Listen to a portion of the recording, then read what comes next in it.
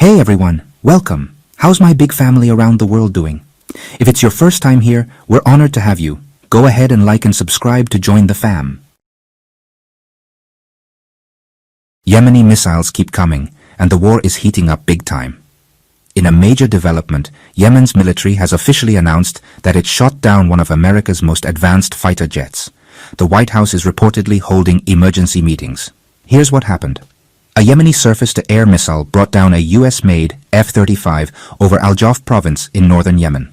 According to the spokesperson for the Yemeni Armed Forces, Brigadier General Yahya Sari, our air defenses successfully tracked and hit the F-35 while it was carrying out hostile missions in our airspace.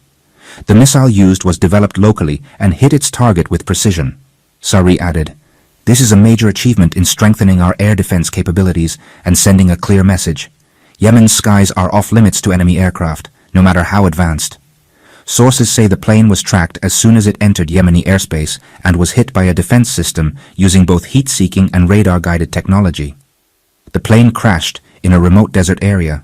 So far, there's no word on the pilot's identity or fate, and the US has stayed quiet. This marks a serious shift in the air battle. The F-35 is a fifth-generation stealth fighter, considered top-tier globally.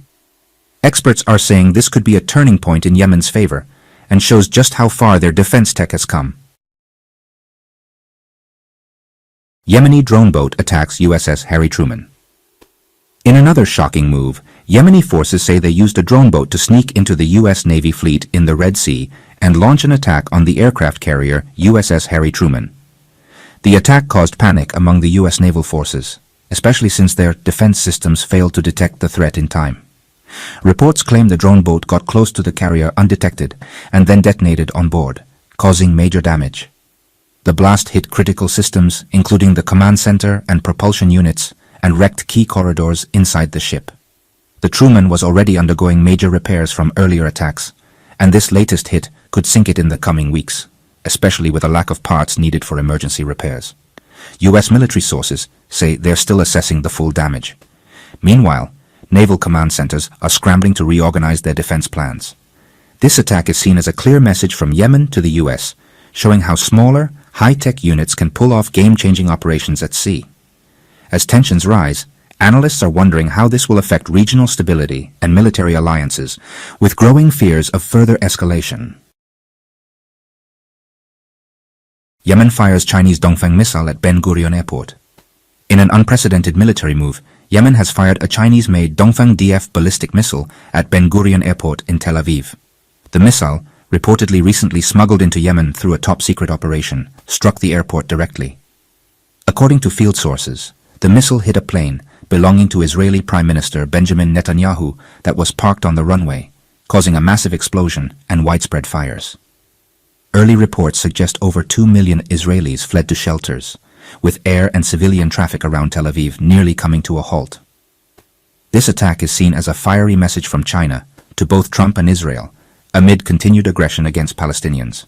It marks a major shift in the regional power balance, with China now seemingly backing military actions against Israel. Israel's security cabinet held an emergency meeting as political and military leadership in Tel Aviv deals with the shock. There's growing concern this could spark a new wave of conflict in the region. In what's being described as Yemen's most dangerous military strike yet, I announced a direct hit on one of Prime Minister Netanyahu's skyscrapers in Tel Aviv, using a North Korean Hwasong missile. Sources say the missile was a gift from North Korean leader Kim Jong-un and was launched from Yemen earlier today. It hit its target in downtown Tel Aviv, triggering a massive explosion and widespread fires. This is being called an unprecedented act of strategic support from North Korea and really shows the extent of military cooperation now backing Yemen. The missile's long range and destructive power were on full display, and this strike is expected to have serious consequences for Israel and its allies. Eyewitnesses and Israeli media reported that the explosion was massive, unlike anything seen before. The sheer power of the blast caused widespread panic among civilians, forcing nearly 2 million Israelis to rush into underground shelters. The scene brought back memories of full-scale wars.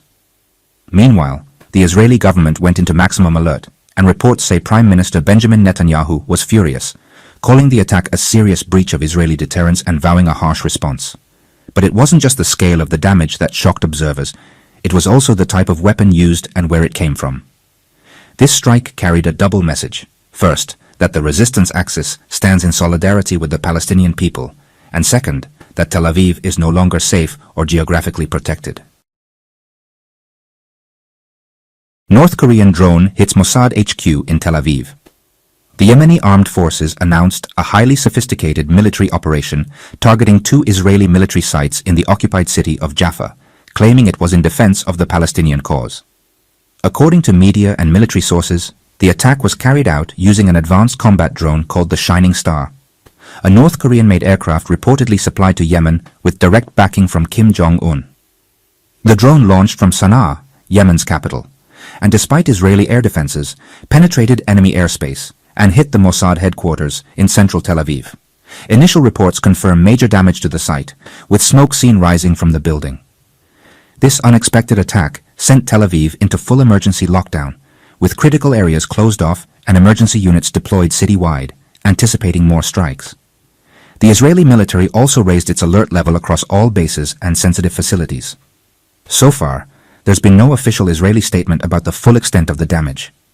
However, Israeli media outlets are calling it a serious breach of national air security and labeling the drone strike as calculated, deliberate, and successful against one of Israel's most sensitive sites.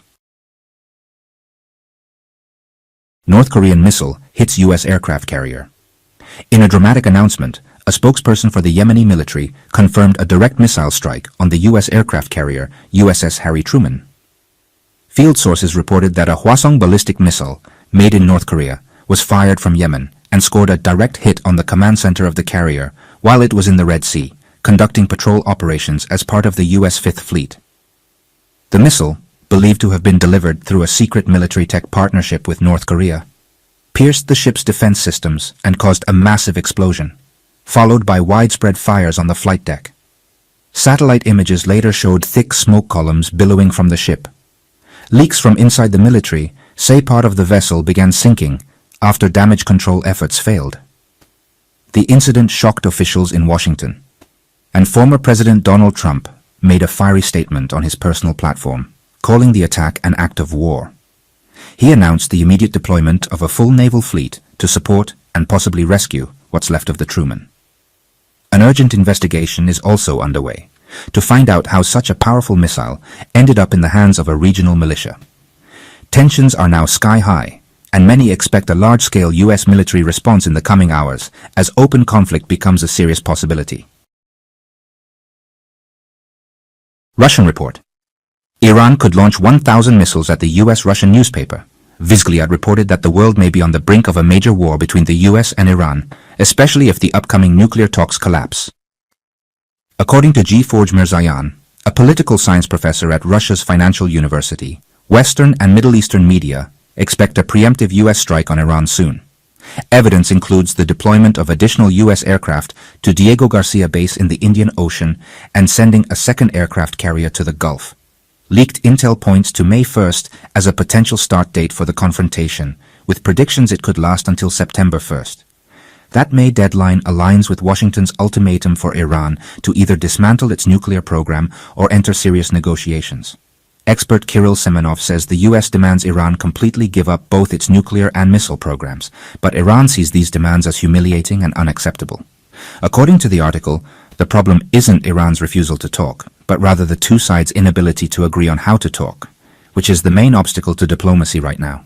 Russia, meanwhile, is urging both sides to stay calm, not just out of diplomatic principle, but because a U.S. strike on Iran would directly threaten Russian national security. F-16 shot down over Yemen. The Yemeni military also confirmed today that it shot down an American F-16 fighter jet while it was conducting hostile air raids over Al-Jaf province in northern Yemen. The fighter had reportedly carried out multiple bombing missions in Yemen, causing civilian casualties. According to military sources, the plane was brought down using a Soviet-made SAM,